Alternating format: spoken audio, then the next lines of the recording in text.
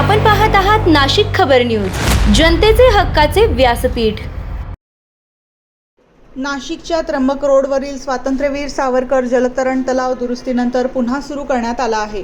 पाणी फिल्टरेशन यंत्रणेत तांत्रिक बिघाड झाल्यामुळे हा तलाव गेल्या 7 ते 8 दिवसांपासून बंद ठेवण्यात आला होता। तलावाचे सुमारे 2500 सभासद असल्याने जलतरणपटूंना गैरसोय होऊ नये यासाठी मनपाकडून तातडीने दुरुस्तीची कामे हाती घेण्यात आली। पाणी फिल्टरेशन यंत्रणेची दुरुस्ती पूर्ण झाल्यानंतर तलाव पूर्ववत सुरू करण्यात आला आहे।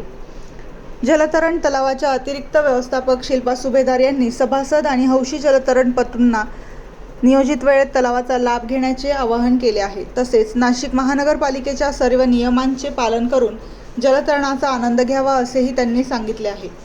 यामुळे गेल्या काही दिवसांपासून बंद असलेली सुविधा पुन्हा सुरू झाल्याने जलतरणपटूंमध्ये समाधानाचे वातावरण आहे।